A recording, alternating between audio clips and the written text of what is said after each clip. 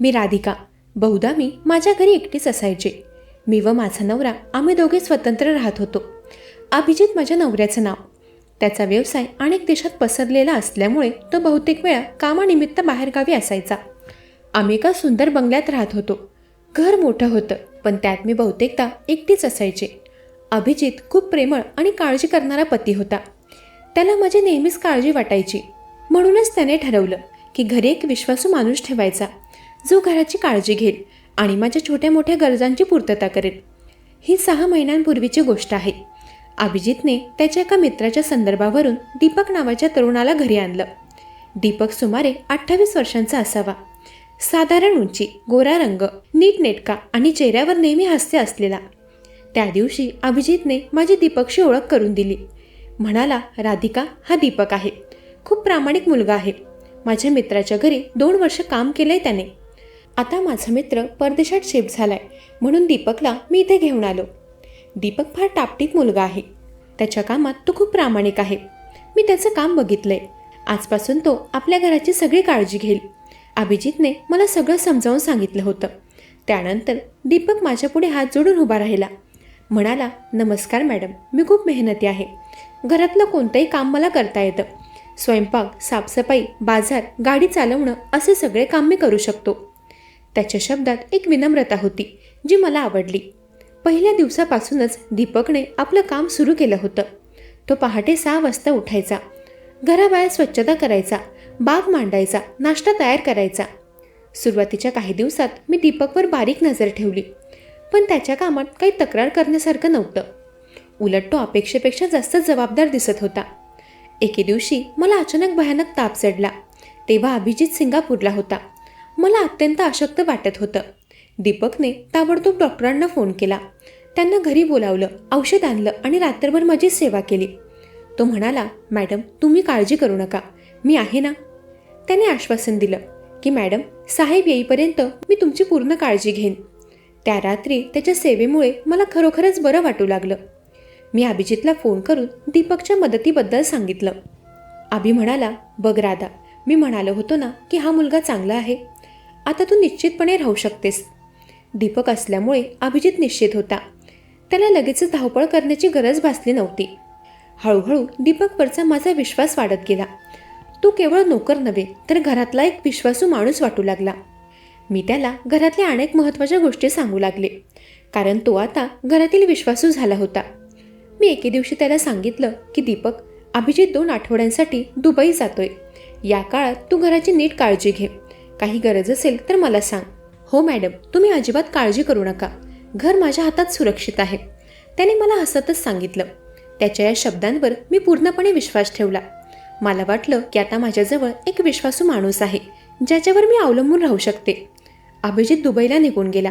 मी आता घरात दीपकसोबत एकटी होते. सुरुवातीचे काही दिवस सगळं नेहमीसारखं चाललं, पण हळूहळू दीपकचं वागणं थोडं बदलू लागलं. तो माझ्याशी जास्त बोलू लागला. माझ्या वैयक्तिक गोष्टींबद्दल विचारू लागला. मॅडम, साहेब किती दिवसांनी परत येतील? तो विचारायचा की तुम्ही नेहमी एकट्याच असतात का? एकटं कसं वाटतं मॅडम? तुमचे काही मित्र नाहीत का ज्यांच्यासोबत तुम्हाला वेळ घालवता येईल? असे प्रश्न तो विचारायचा. म्हणायचा, तुमच्याकडे एवढी समृद्धी आहे, पण तरीही तुमच्याकडे काहीही नसल्यासारखंच आहे.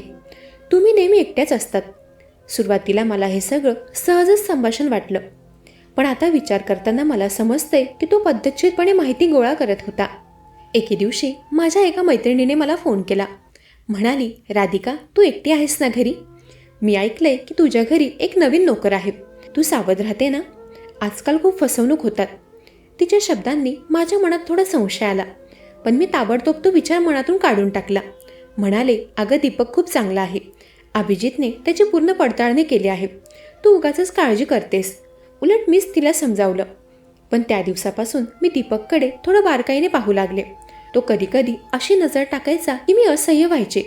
त्याला दर 2 दिवसाला माझी खोली नव्याने स्वच्छ करायची असे. त्याचं वागणं मला खटकू लागलं होतं. पण तो तसा मुलगा नाही.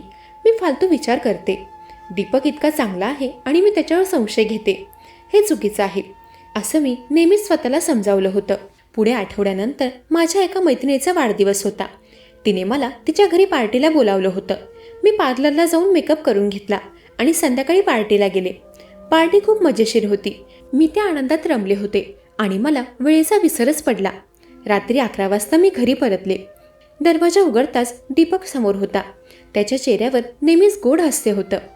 मला बघताच तो म्हणाला, मॅडम, आज तुम्ही इतक्या रात्री आलात? तुम्ही थकलेले असाल. मी तुमच्यासाठी ज्यूस आणतो. दीपक काळजी तर घरच्या व्यक्तीसारखी घ्यायचा. मी त्याला म्हणाले, हो दीपक, खूप थकले तर आहे मी. तू एक ग्लास पाणी आणि ज्यूस आण. त्यानंतर मी सोफ्यावर बसले. 2 मिनिटात दीपक ज्यूस घेऊन आला. मी ते प्यायले. मला कसलीही कल्पना नव्हती की काय होणार आहे. त्या दिवशी माझा विश्वासघात झाला. दीपक म्हणाला, मॅडम, तुम्ही जा, आराम करा. मी माझे राहिलेले कामं पूर्ण करतो. तेव्हा मी माझ्या खोलीत गेले. झोपण्यासाठी कपडे बदलायला लागले. पण अचानक मला अत्यंत गुंगी येऊ लागली. डोकं फिरू लागलं. डोळे मिटायला लागले. काय होतंय मला? इतकी कशाला झोप येते? मी विचार करू लागले, पण त्या विचारालाही पूर्ण वेळ मिळाला नाही. मी बेडवर पडले आणि गाढ झोपेत गेले. काही तास किंवा काही मिनिटं मला कळलंच नाही. पण जेव्हा डोळे उघडले तेव्हा दृश्य पाहून माझा श्वासच थांबला. माझी खोली पूर्णपणे उलथापालथ झाली होती. कपाटं उघडी होती. सगळे कपडे बाहेर पडलेले. माझे दागिन्यांचे बॉक्स रिकामे पडले होते. ड्रेसिंग टेबलवरच्या सगळ्या वस्तू विखुरलेल्या होत्या. मी घाबरून उठले आणि खालच्या मजल्यावर धावत गेले.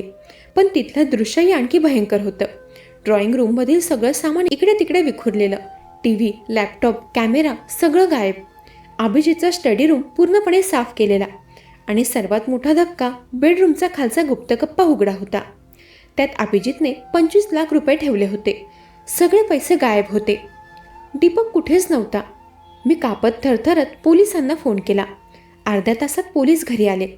इन्स्पेक्टर म्हणाले, मॅडम, सगळं शांतपणे सांगा, काय झालंय? मग मी त्यांना रडत रडत सगळी घटना सांगितली. दीपक कसा आमच्या घरी आला, त्याच्यावर असलेला आमचा विश्वास, माझं पार्लरला जाणं आणि ज्यूस पिणं, मग बेशुद्ध होणं. इन्स्पेक्टर म्हणाले, बहुतेक तुमच्या त्या ज्यूसमध्ये काहीतरी मिसळलं असेल असा संशय आहे. आम्ही तो ग्लास तपासणीसाठी पाठवतो. त्यांनी घराभोवती तपास केला. फिंगरप्रिंट्स घेतले. CCTV फुटेज तपासलं. पोलिसांनी मला विचारलं की मॅडम, तुमच्याकडे त्या दीपकचे कोणते कागदपत्र आहेत का? त्याचं आधार कार्ड, पॅन कार्ड, काही प्रूफ? मी लगेच होकार भरला. अभिजितने सगळं घेतलं होतं. ते त्याने माझ्या फाईलमध्ये ठेवलं होतं. मी आज जाऊन जेव्हा ती फाईल तपासली तेव्हा आणखी एक धक्का बसला. ती फाईल पूर्णपणे रिकामी होती. दीपकने सगळी कागदपत्र काढून नेली होती. ते पाहून इन्स्पेक्टर म्हणाले, हा अत्यंत चतुर गुन्हेगार आहे. त्याने कोणताही पुरावा राहू दिलेला नाही. तेव्हा मी थरथरत्या हातांनी अभिजितला फोन केला. रात्रीचे 2 वाजले होते. तो दुबईला होता. एवढ्या रात्री माझा कॉल पाहून तो घाबरला होता. मी त्याला घडलेला सगळा प्रकार सांगितला. दीपकने घर लुटलं, पैसे, दागिने सगळं काही चोरलं. तेव्हा माझं बोलणं ऐकून अभिजित आरडाओरडा करू लागला. मी ताबडतोब येतो, तू पोलिसांना पुढे कारवाई करायला लाव, असं बोलून अभिने फोन ठेवला. तो लगेचच परतीच्या फ्लाईटवर बुकिंग करून निघाला होता. दुसऱ्या दिवशी इन्स्पेक्टर काही धक्कादायक माहिती घेऊन आले. सकाळपर्यंत अभिही घरी पोहोचला होता. इन्स्पेक्टर म्हणाले, मिस्टर अभिजित, मिसेस राधिका, तुम्हाला आम्हाला एक गोष्ट सांगायची आहे. तुमचा तो दीपक हा कोणी साधा नोकर नव्हता. त्यांनी एक फाईल टेबलावर ठेवली. त्यात दीपकचे अनेक फोटो होते, वेगवेगळ्या ठिकाणी, वेगवेगळ्या वेशात. हा व्यक्ती एक अनुभवी गुन्हेगार आहे. त्याचं खरं नाव दीपक नाही, तर दिनेश कुमार आहे. त्याचा जन्म उत्तर प्रदेशातील बरेलीमध्ये झाला. गेल्या 10 वर्षांपासून तो मुंबई, दिल्ली, बँगलोर अशा मोठ्या शहरांमध्ये असेच गुन्हे करतो. त्यांचं बोलणं ऐकून अभिजित आश्चर्याने म्हणाला, पण माझ्या मित्राने तर मला रिकमेंड केलं होतं की तो चांगला आहे असं सांगितलं होतं. सर, तुमच्या मित्राची फसवणूक झाली आहे. तो दीपक म्हणून तुमच्या मित्राच्या घरी काम करत होता, पण खरं तर तो दिनेश आहे. त्याने खोटी कागदपत्र बनवली, खोटे संदर्भ दिले आणि हळूहळू विश्वास संपादन केला.